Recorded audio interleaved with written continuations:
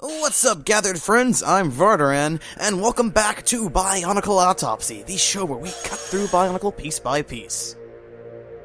Have you ever wondered what made Bionicle so great?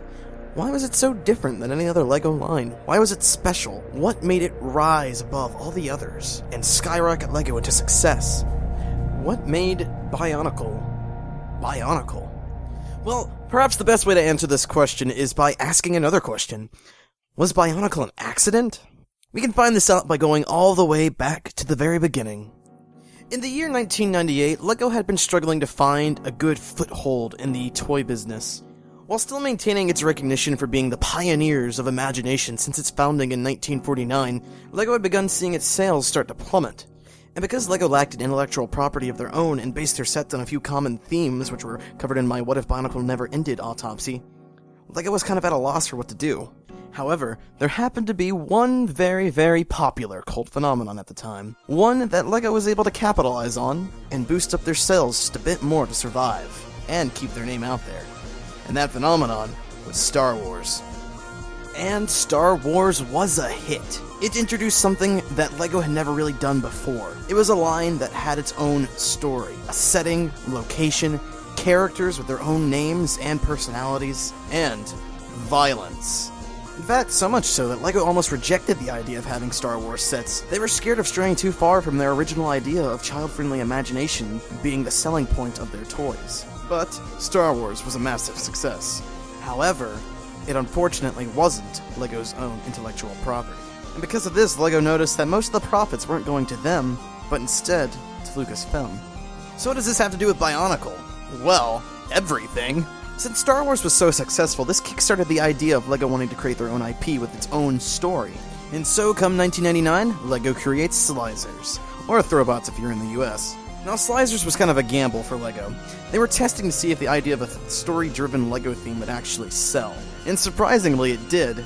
Now, you could say Slizers is the predecessor to Bionicle. In fact, some of the concepts that LEGO tested with Slizers were carried over to Bionicle itself. Among some of the more obvious ones, like the buildable action figure style of toys that LEGO introduced with this line, and the elemental powers, you also have the plastic canisters that they came in.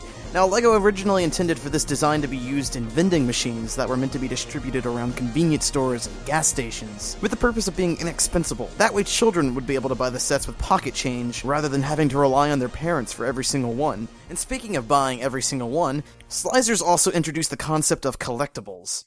In this case, in the form of disc, very similar to the ones used in the Mata Nui saga, which the Slizers were able to throw using a mechanism in the arm. Huh. Sounds kinda familiar, doesn't it? Now, with Slizers also came the practice of releasing a new theme every single year. Slizers had its run from mid-1998 to 1999, and then was replaced with Robo Riders from 1999 to 2000. Now, Robo Riders bombed pretty badly. You see, LEGO wasn't actually expecting Slizers to become as popular as it did. So when they originally created the line, they had planned to take it off after a year and replace it with something else, which is what they did. However, by the time they had noticed how popular Slizers was, it was already too late. Robo Riders had begun production, and the Robo Riders theme and story weren't nearly as fleshed out as the Slizers one was. So because of this, LEGO concluded that they just couldn't handle releasing a new theme every single year. There just simply wasn't enough time to fully develop an entire line in one single year. So, LEGO discontinued Robo Riders. And they began planning out their next theme. And that theme was called Voodoo Heads. Now, most of us probably know that Voodoo Heads will eventually become what we know today as Bionicle. But that still doesn't really answer the question as to why Bionicle was so much better than both Slizers and Robo Riders, and, for that matter, any LEGO theme before it. Well, the short answer is Christian Faber. And you can find many more interesting facts about Bionicle's creation in Christian Faber's blog, which I will link down below in the description. Now, if you were a fan of Bionicle back in the early days, from 2001 to 2003, there's probably one thing that is incredibly familiar to you, so ingrained in your brain that you could probably name several different locations off the top of your head. And that was the island of Mata Nui. From the great Mongai volcano to the icy hills of Kauai to the lovely sea breeze of Neho Bay, the island of Mata Nui was a vast landscape created specifically for Bionicle. And Christian Faber was the art director behind its creation. And it was this landscape that truly set Bionicle apart from any other theme LEGO had done before. And not only was the island meticulously crafted, but it was also presented to us in a way where we were actually able to explore, interact, and become part of this fictional world we knew nothing about. In fact, Bionicle was so jam-packed with its own lore, its own story and information that was shrouded in mystery that we just had to find out more. And this wasn't just shown through an online video game, but it was evident in the instructions, and the canisters, and the promotional artwork, in the advertising, the logos. Everything had a meaning, and everything had a backstory. No stones were left unturned. What were the Toa canisters? Why were they shaped like that? Where did they come from? Why were they falling from the sky? Sure, this was explained to us in this story, but perhaps there was more reason to it. Perhaps it meant something more. Maybe it was supposed to convey another message to us. And that message was finally revealed 8 years later, in the year 2008, when Mata Nui, the godlike figure we had heard so much about since the very beginning, finally awoke. And boy, was it some awakening. There were some theories out there about the island of Mata Nui, but I'm sure it came as a shock to pretty much everyone when a giant robot rose from the ocean, destroying the landscape that we had come to know and love, and revealing itself to us as the great spirit Mata Nui. And with that revelation, a lot of the pieces started to fit in place. In the book, Brick by Brick, How LEGO Rewrote the Rules of Innovation and Conquered the Global Toy Industry, which is a very fascinating read and one I would recommend to any LEGO enthusiast out there, it is further explained just how Voodoo Heads transformed into Bionicle.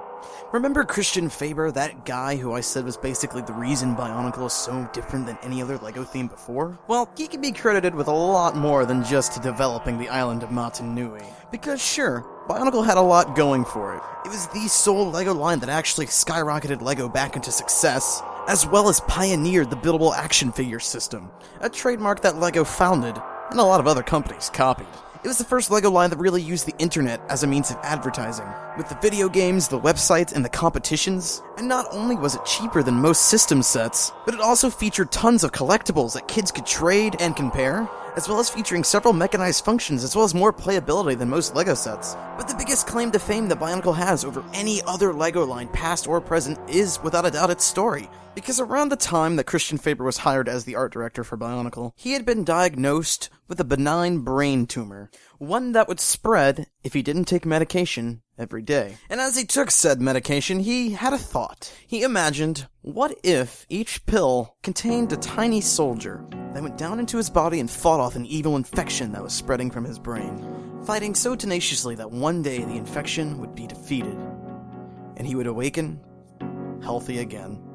Thus, the Voodoo Heads would become these soldiers, and the canisters that they were packaged in would mean so much more than we would ever know. The story of the Voodoo Heads wouldn't be as simplistic as Slizers. There wouldn't just be an island. There wouldn't just be a villain. There wouldn't just be heroes. The story of Bionicle would mean so much more than that. And had Bionicle not been successful, we probably never would have known the secret that it kept for 8 years. It wasn't just a story about good versus evil. It was a story about biology. A biological chronicle. A Bionicle. And so, a line conceived from a theme that was never meant to be as popular as it was, helped set a precedent of a thriving future for our favorite toy company. And that, my friends, is pretty special. Thank you, gathered friends, for joining me with another legend of the Bionicle. Tune in next week for another exciting episode of BIONICLE Autopsy. Goodbye.